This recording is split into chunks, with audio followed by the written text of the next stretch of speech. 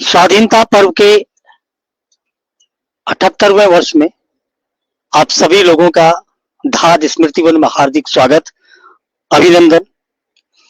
इकबाल साहब की एक कविता से मैं शुरुआत करना चाहूंगा कार्यक्रम की कि चिश्ती ने जिस ज़मीं पे पैगाम हक सुनाया, नानक ने जिस चमन में बदहत का गीत गाया, तातारियों ने जिसको अपना वतन बनाया, जिसने हज़ारियों से दस्ते अरब छुड़ाया, मेरा वतन वही है, मेरा वतन वही है।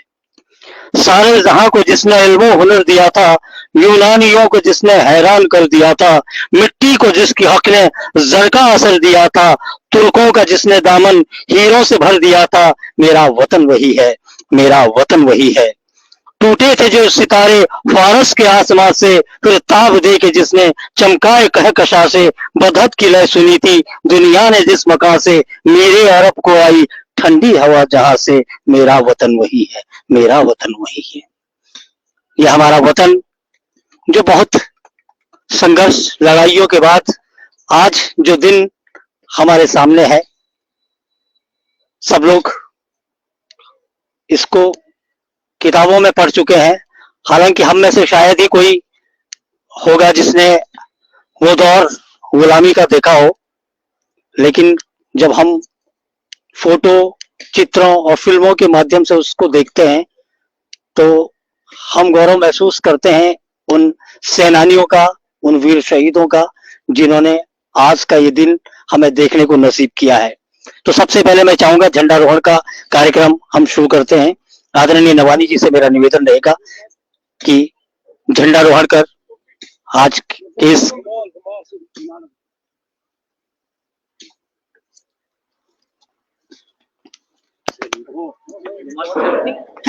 क्या प्रवीण जरूरत होती है? हाँ, तो हमारा देश का राष्ट्रीय ध्वज हम चाहेंगे स्मृति वन में हर समय, हर वर्ष हम लोग ये झंडा यहाँ पर फहराते हैं। राष्ट्रीय पर्व की शान हमारा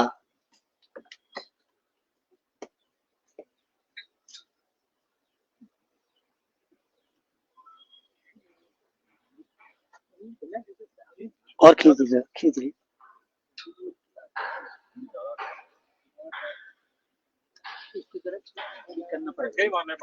झटके झटके। भारत माता की, भारत माता की, भारत माता की। राष्ट्रगान शुरू करेंगे। शुरू कर।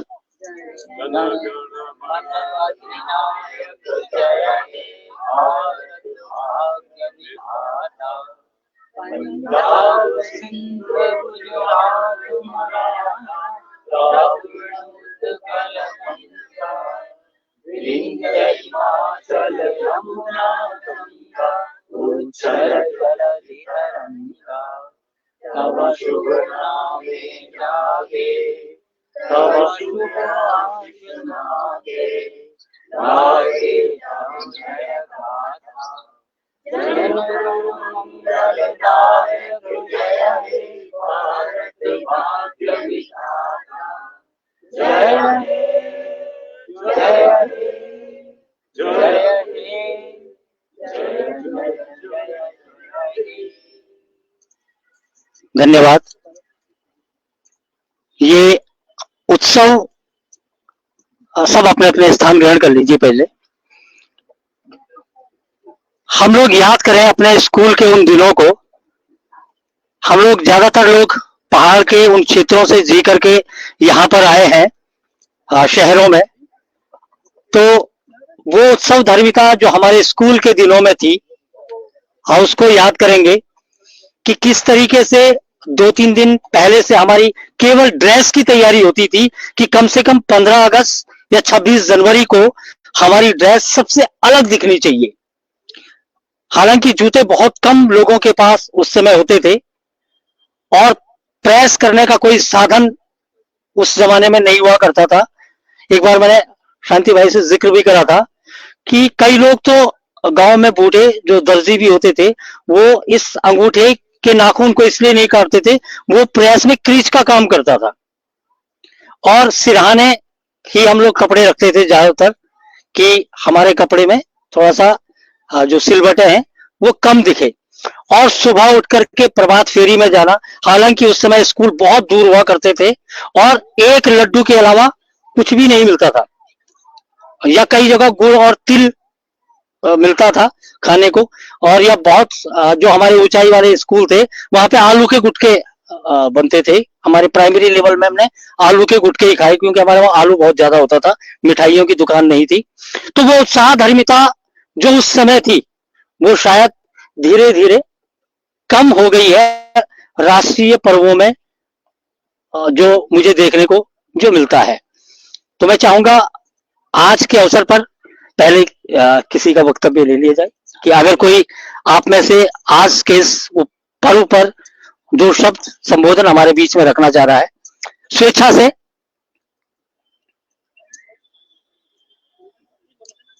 चलिए, तो हम चाहते हैं कि नवानी जी अपना आशीर्वाद आज के इस पर्व में हम सबको दें। आदरणीय नवानी जी। धन्यवाद सुशील जी, और सभी साथियों को नमस्कार।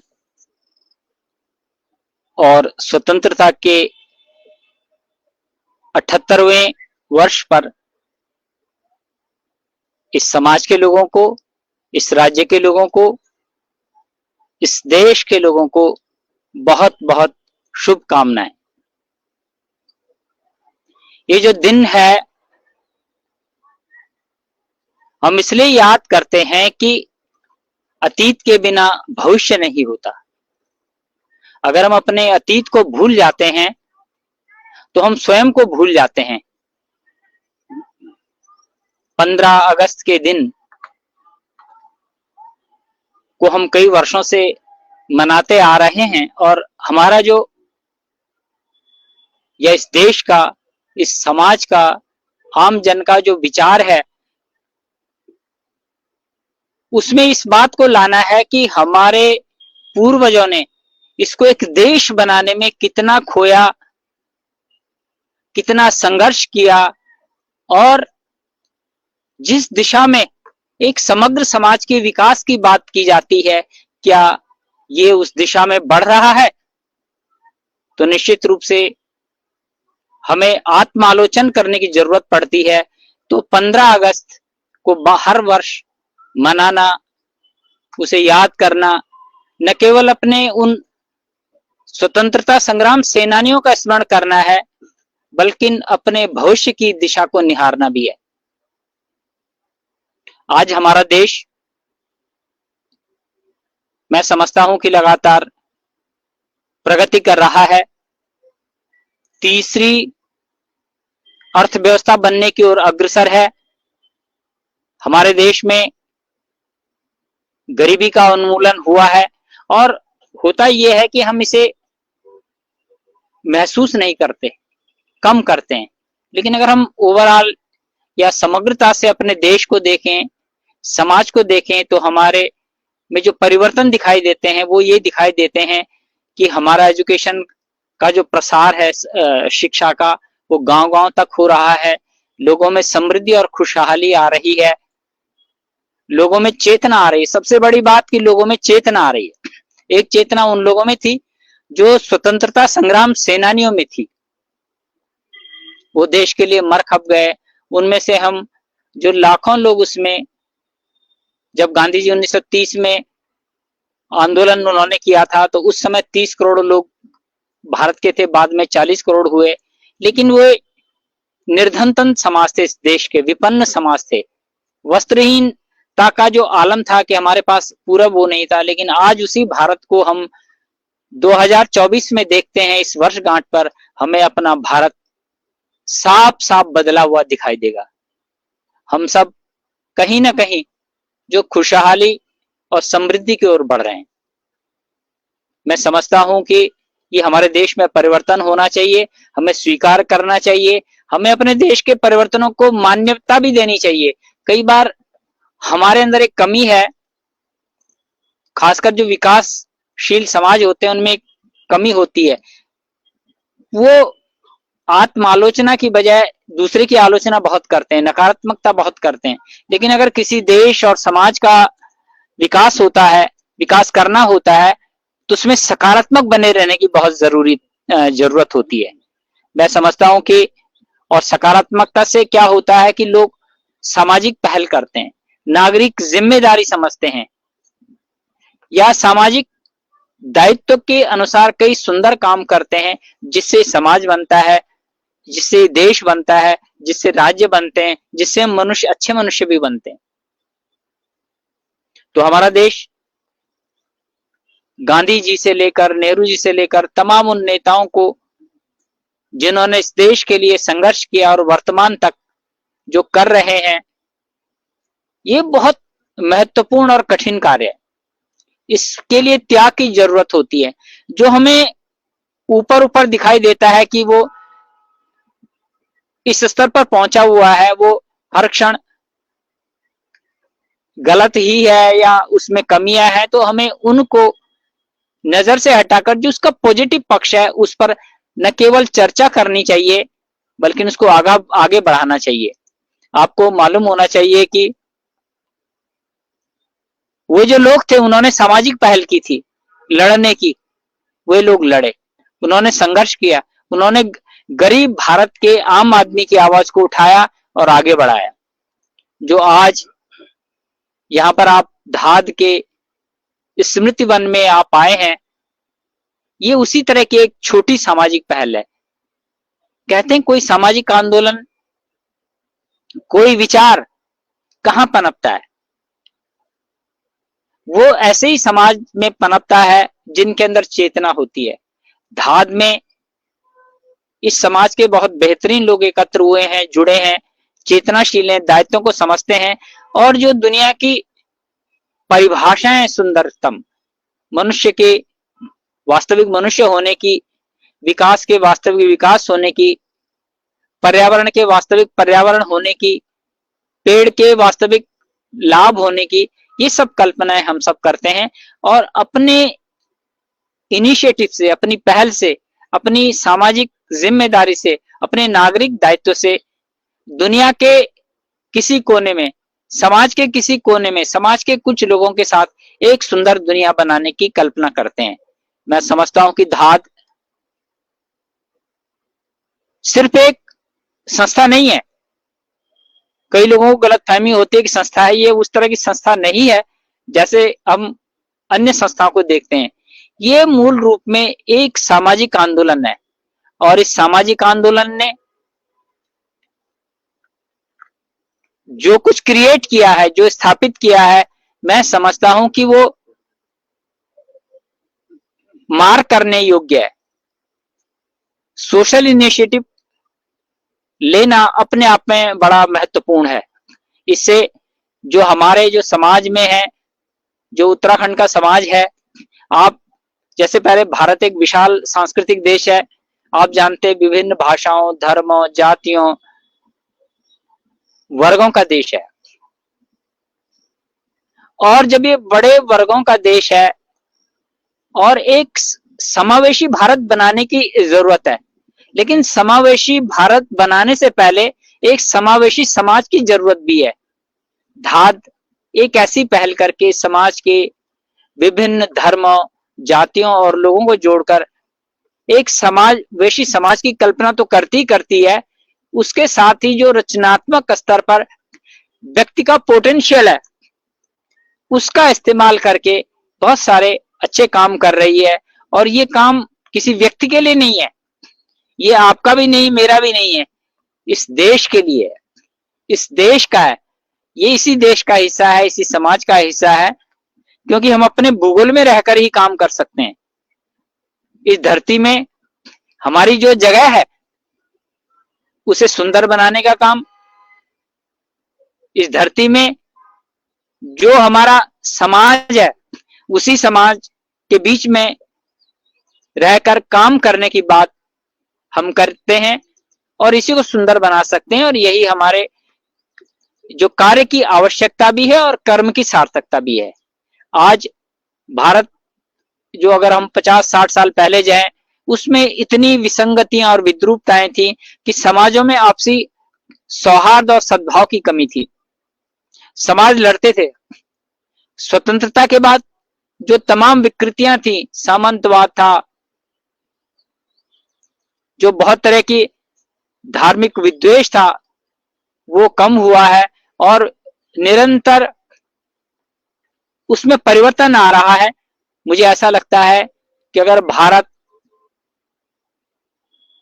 1000 साल गुलामी में रहा है, लेकिन उसकी भारतीय होने की भावना आज तक मरी नहीं है। आने वाले कम से कम 100-200 सालों में भारत में एक नया समाज उभरेगा जिसमें ये विसंगतियां नहीं होंगी।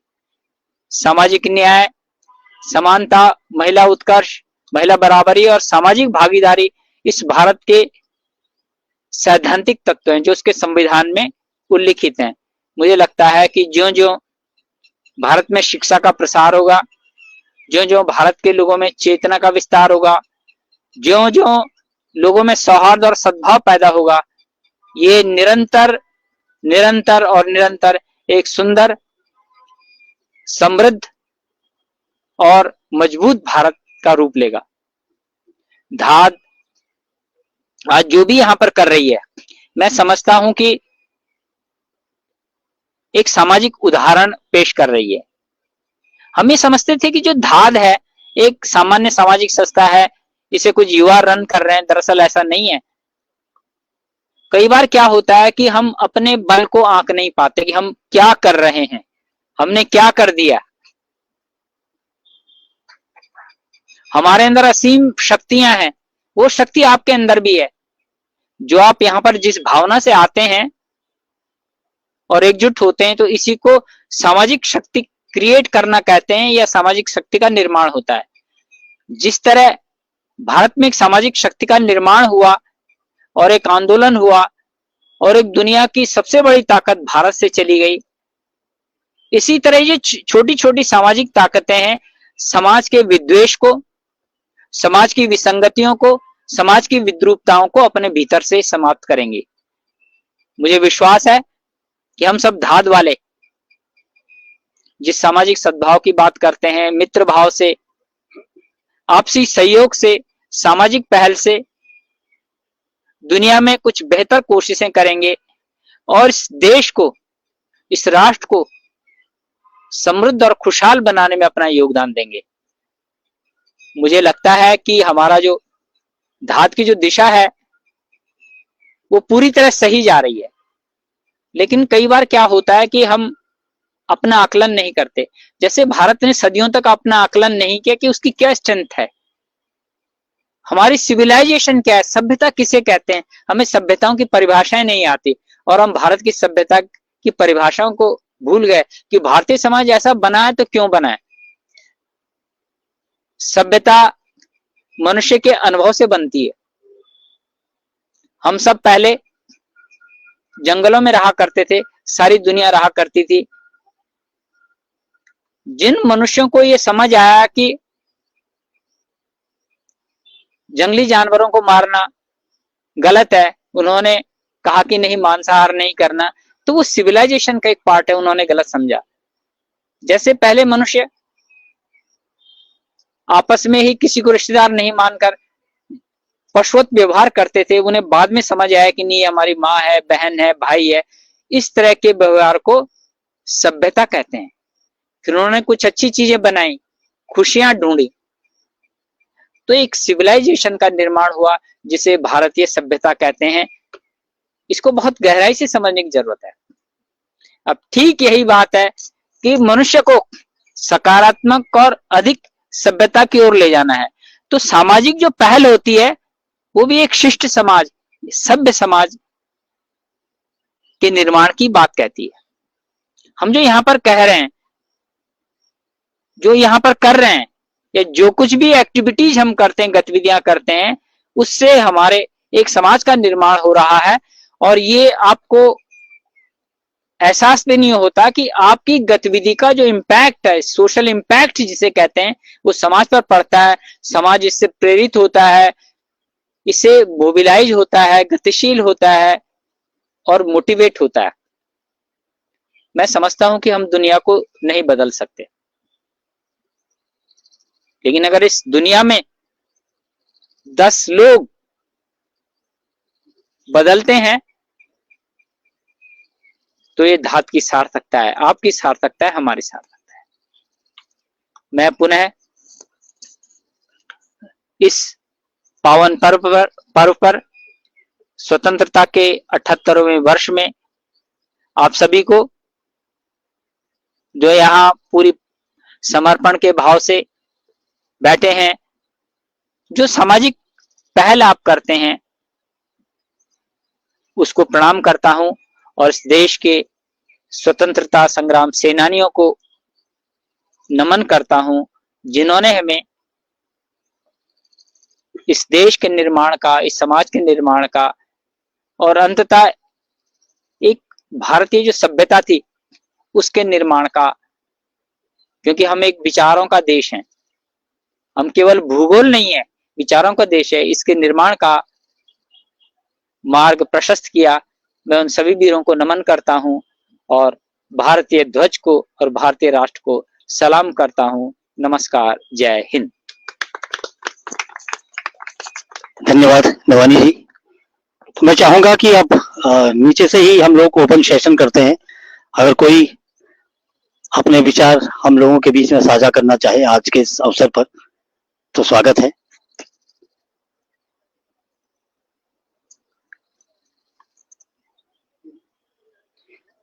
शांति भाई, आपसे तो हमें ये उम्मीद भी है कि आप कुछ रचना आज के इस उपलक्ष्य में हमारे बीच में सुनाएंगे। आदरणीय शांति भाई जी।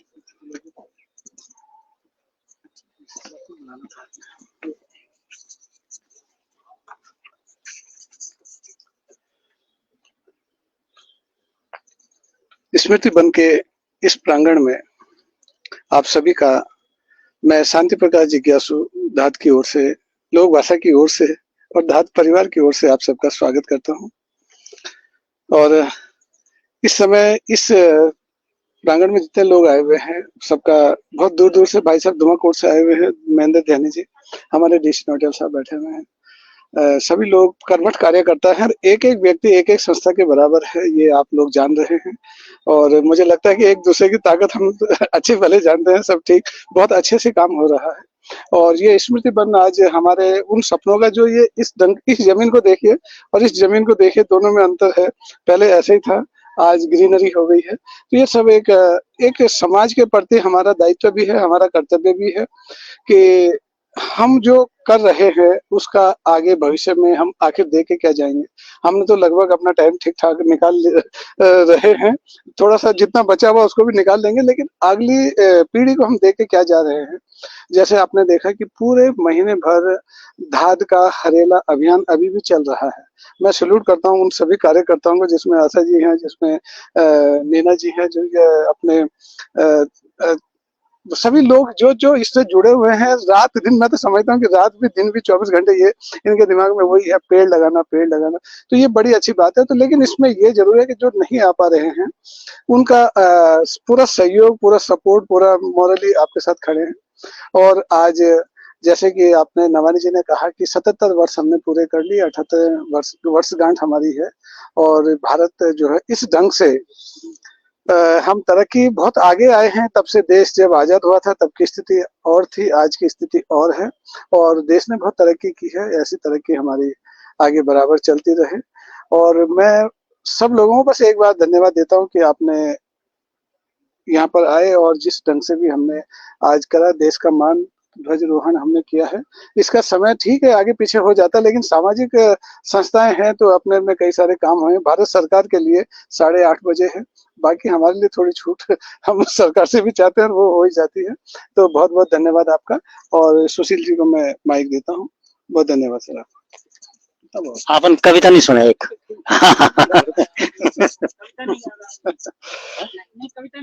ना 4 लाइन सुना देता हूँ सर, जब आपका आग्रह हुआ है तो 4 लाइन ये सुना रहा हूँ कि अच्छा पीछे से आवाज आ रही, छिट गया तो एक छिटुआ आपसे बोल दूं मैं कि उन तो गड़बड़ में छिट गया कि उन तो तू बोलने भलो नहीं लग दो, पर तू माँ अपने से खुशबू आंधी।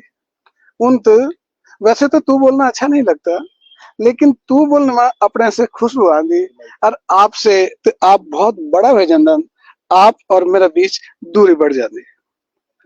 और एक चार लाइन और सुनाने में आते कि कैन फूल इले निबुतनी कि बरखा अब हो न हो, किसी ने फूल इसलिए नहीं बोए कि शायद बारिश हो या ना हो, पर मिंत फूल बूतियनी बरखा अब तो हो न हो, मिंत फूल बूतियनी बरखा अब तो हो न हो। बहुत धन्यवाद, नमस्कार। धन्यवाद शांति भाई। अन्य कोई? हाँ डोभाल जी। लड्डू आ गए हैं। हाँ जी। जो बोलना चाहेंगे उनका कंपटीशन लड्डुओं से होगा। ठीक है। डोभाल। ऐसा है, सब सारे बोलने पहुंचे। आजादी का दिन है, तो आज तो कुछ बोलने के लिए आजादी होनी चाहिए। तो मैं नवानी जी की बातों से अपने आप को संबद्ध करते हुए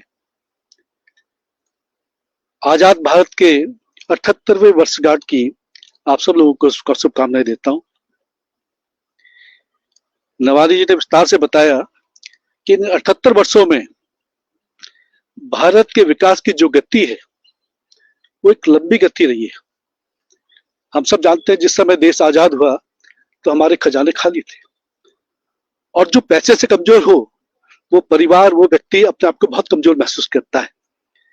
तो इस संपन्नता को पाने के लिए भारत के हर उस नागरिक का योगदान रहा है, सिर्फ नेताओं का नहीं, ना मात्र सरकारों का, बल्कि चाहे वो डॉक्टर हो, इंजीनियर हो, टीचर हो, किसी भी फील्ड में काम कर रहा हो, किसान हो, मजदूर हो, हर व्यक्ति का योगदान देश की इस उन्नति और प्रगति में रहा है। इससे हम नकार नहीं सकते। साथियों, आज मैं इतना ही कहना चाहूंगा कि जब आजादी का पर्व हम मना रहे हो तो आजादी हमें बहुत अधिकार देती है, संविधान हमें बहुत अधिकार देती है, लेकिन उसके साथ साथ कुछ हमारे कर्तव्य भी होते हैं जिनको हम अक्सर भूल जाते हैं। मैं किसी जाति विशेष को इंगित न करते इतना ही कहना चाहता हूँ कि अभी कांवड़ यात्रा निकली, ठीक है, संविधान हमें अधिकार दे रहा है कांवड़ यात्रा करने का, लेकिन उस आजादी के अधिकार के तहत हम अपने कर्तव्यों को भी याद रखें। जिस तरह से एक मोटरसाइकिल में 3-3, 4-4 कांवड़िए बैठे हैं, अपनी गाड़ियों के साइलेंसर निकाले हुए हैं, तो वो ये देखें कि नहीं हमारी यात्रा से पशु पक्षियों को, कुछ लोगों को परेशानी हो रही है। तो हम आज सिर्फ ये कहना चाहूंगा कि आजादी के साथ, अधिकारों के साथ अपने कर्तव्यों को हम याद रखें। स्मृति वन में है, मैं तो ये कहूंगा कि धात ऐसे लोगों की संस्था, एक ऐसे लोगों का एक गुट है।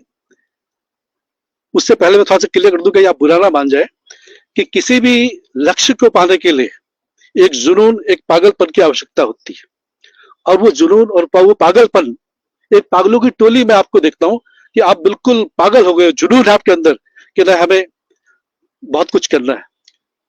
आपने जो भी कार्यक्रम चलाए हैं मैं सभी की तारीफ करता हूं। निसंदेह जहां सरकारें फेल हो जाती, जिनके पास सारे संसाधन है, तो ये तो सामाजिक संस्था है, और आप कहीं से कुछ सरकार की तरफ से मदद नहीं लेते। आप समाज को जगाने की बात कर रहे हैं, समाज जाग रहा है, और निसंदेह एक दिन ऐसा भी आएगा कि जो धात के छोटे छोटे काम है एक बड़ा रूप लेंगे। मैं ज्यादा कुछ न कहते मात्र कहूंगा कि आज आजादी के दिवस पर मैंने एक पौधे को आजाद भी किया है, उसका भी हम ध्यान रखें। कभी कभी आपको पेट वेट टांगने के लिए हम तो तार से बांध देते हैं, लेकिन वो सोचिए जिसके आजादी का लिए हम ये कर रहे हैं, वृक्ष लगा रहे हैं, हम उसी को, उसकी गर्दन दबा दे रहे हैं, उसको बढ़ने से रोक दे रहे हैं। ये थोड़ा सा ये भी ध्यान रखें। इन्हीं शब्दों के साथ मैं पुनः आप सब लोगों को पुनः आजादी की 78वें वर्षगांठ की बहुत बहुत बधाई देता हूँ, शुभकामनाएं देता हूँ। जय हिंद, जय भारत, जय धात। धन्यवाद डोभाल जी। तो मैं समझता हूँ अब मिष्ठान वितरण का कार्यक्रम शुरू कर दिया जाए। फिर ये चर्चा फिर दोबारा हाँ, फिर नए सिरे से कि जब झंडारोहण संबोधन हो जाए उसके बाद लड्डू बांट के फिर चर्चा शुरू करें। ये नियम है। तो मैं चाहूंगा कि मिष्ठान वितरण संजय हम आपस में ही बांट लेते हैं। कोई नहीं, सबको जबरदस्त खिलाओ। जो दिख रहा है उसको खा लेते हैं। उसको खा लो जो दिख रहा है रोक लो। उसको। पॉज करो। ऊपर में